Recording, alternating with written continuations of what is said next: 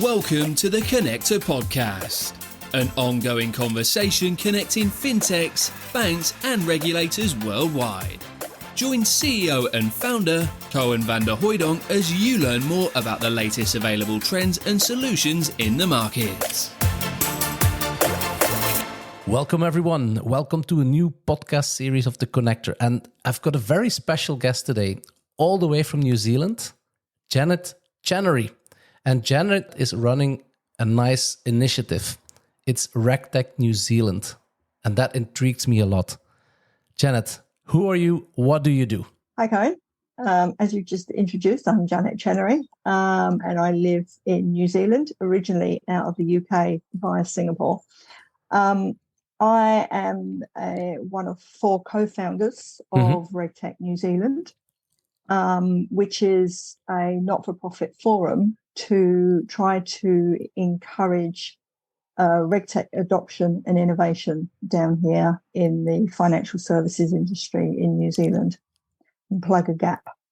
Interesting. And you immediately mentioned a gap. So what is the gap for you? The gap for us, so I've been in New Zealand for 10 years now. And after a while of doing regulatory change the same way and expecting it to be different, you start to look for different solutions. And really that was sort of where I was looking. About 4 years ago, I was trying to change the way that we did things. And I went away and did a master's course on tech futures at the local Academy X here in New Zealand, and studied RegTech with a view that I could change it. At the end of my course, I basically proved my hypothesis. Know that I can't change it, know that it's really huge. Well, I can change it a bit, but know that it's really huge. But at least I then had the facts and the reasoning behind why I couldn't, sort of just wave a magic wand and make it happen. So it's a case of we're a very long country with it's decent sized sort of country in comparison to the UK in land space. We've only got a few million people, so the size of the companies are much smaller, so the budgets are smaller and the ability for people to do stuff is smaller. And the dependence on Excel spreadsheets were just getting to me. So I just have to get off of Excel spreadsheets and try and be more efficient with the way that we're doing stuff so that we can keep up with all the regulation that's coming to us as well. You mentioned that you don't have the magic wand, but imagine that you had one. What would be the ingredients that you would fairy dust onto the market you're in at the moment? Well, that's an interesting question. We're talking a similar kind of thing today. The fairy dust that I would put on would be collaboration. That we could all get in the room and have non-competitive conversations that focus on actually achieving the right outcomes. So collaboration, a good focus on what we collectively need to achieve, and a workforce that can actually deliver it in a really quick amount of time so that we can jumpstart where we are. You're asking a lot to the universe today, Janet. You gave me a magic wand. Exactly. And do you actually see, because I think collaboration for me has always been the trigger or the difference between FinTech and RegTech. There's also the fact that that RegTech is solving regulatory issues, but collaboration was always strong amongst different vendors, and particularly on the vendor side. I think the more complexity comes when you also involve the banks and potentially also the regulators. How does that work in New Zealand? How is that magic happening? Yeah, that is our challenge. I like to be quite simplistic about and pragmatic about stuff and sort of go, let's just get in the room and have the conversation. But then if you do think about it, within companies, within regulated entities, there is still competition, and there's still a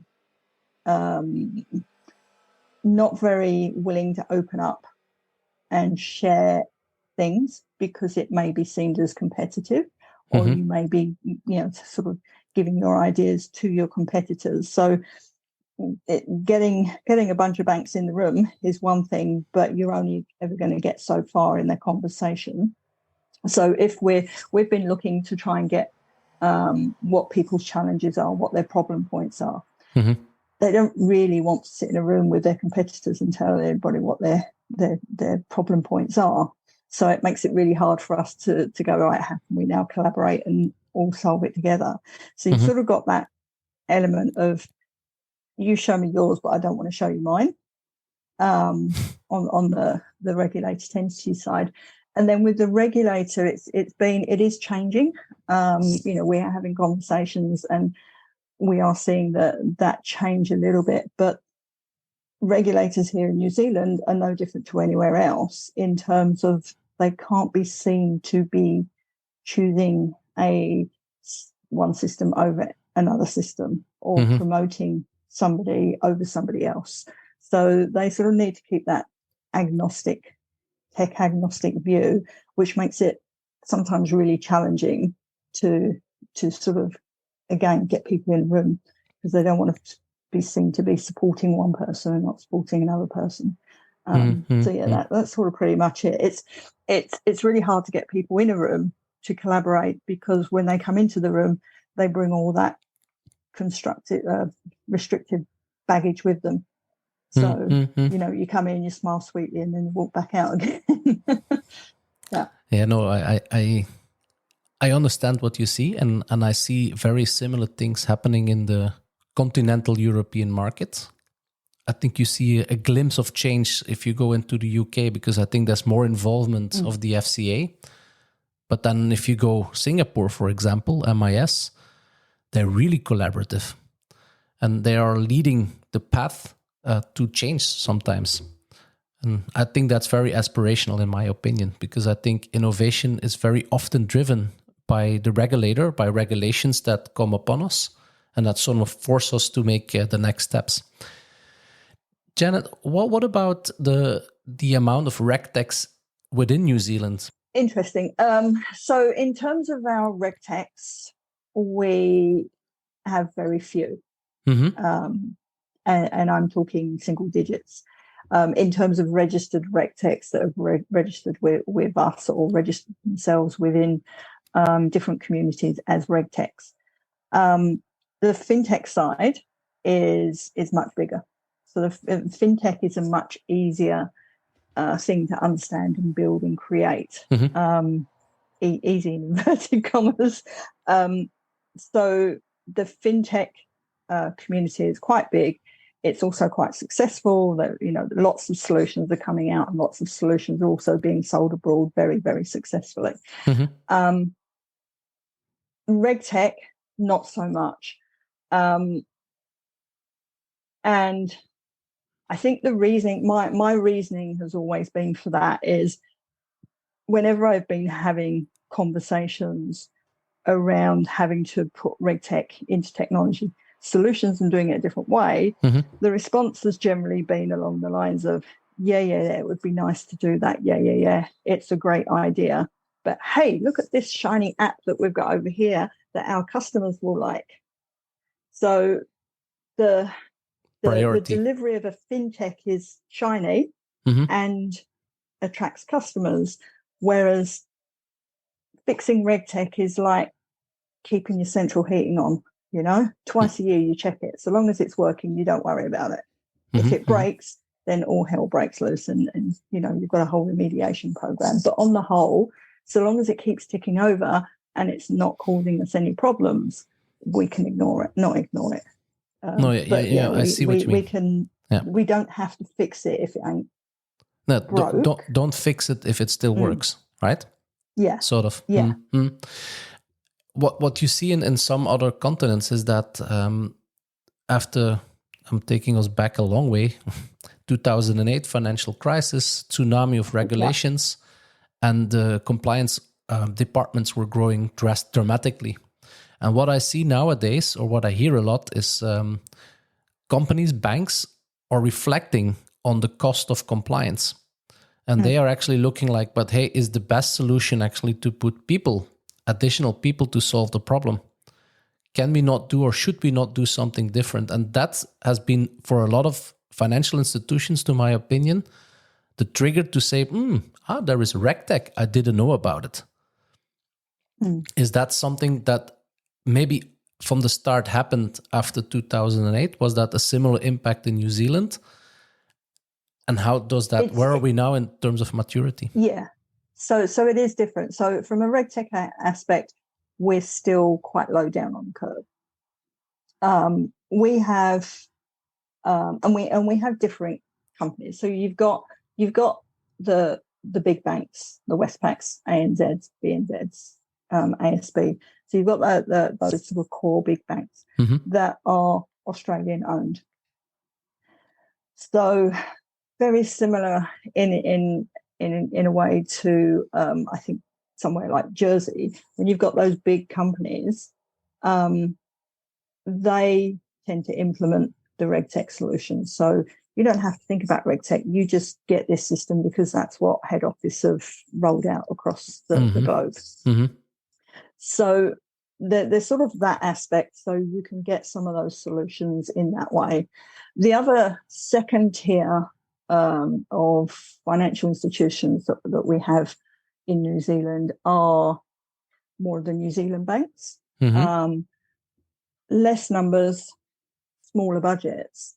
They've still got to address the same regulation, but they don't have the big teams and the weight behind it. So for them, RegTech solutions absolutely need to get done.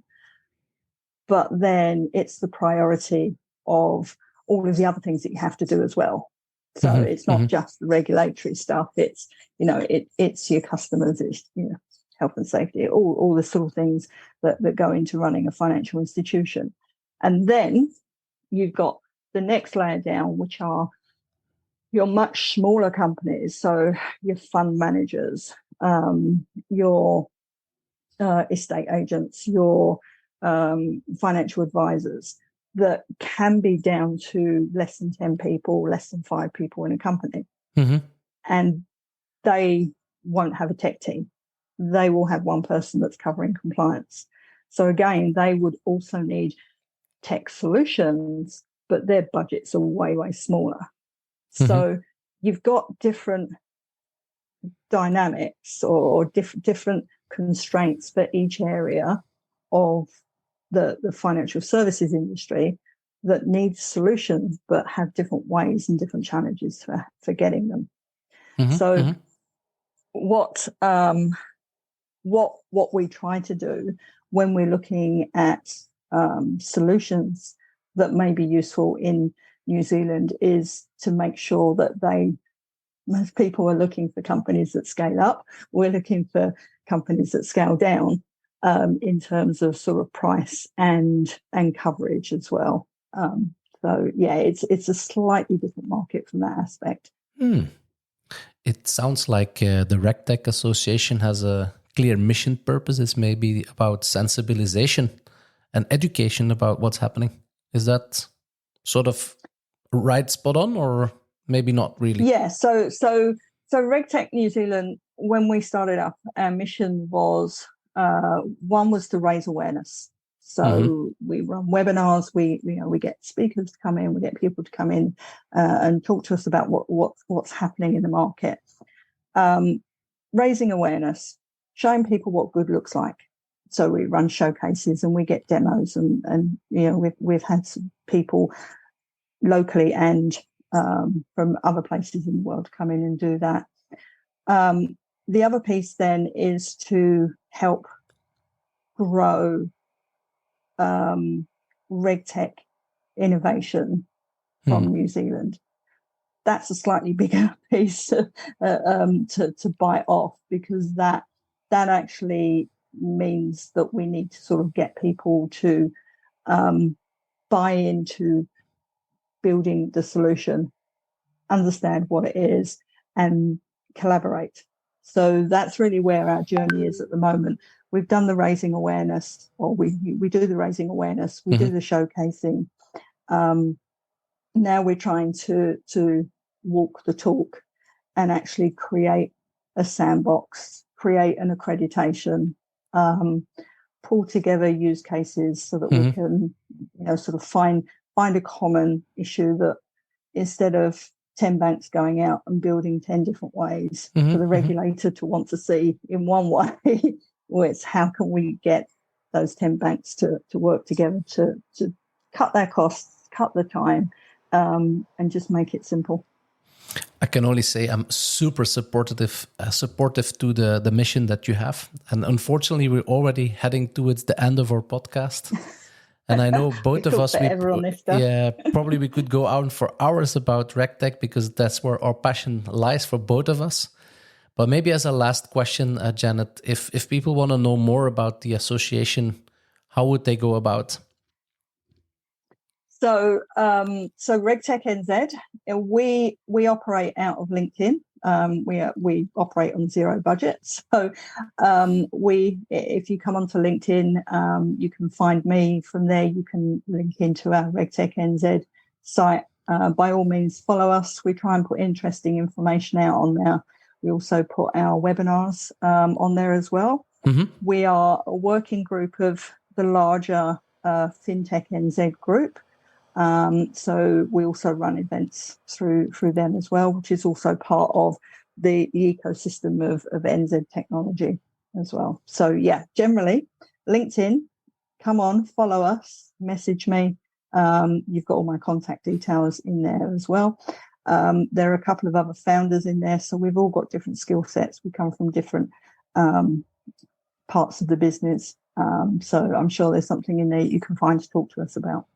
Excellent. Janet, thank you so much for joining me in this podcast. Thank you also to the audience. And stay tuned. More FinTech RegTech news will come to you. Thank you so much. Thank you, Koen. Thanks for listening to another episode of the Connector podcast. To connect and keep up to date with all the latest, head over to www.jointheconnector.com or hit subscribe via your podcast streaming platform.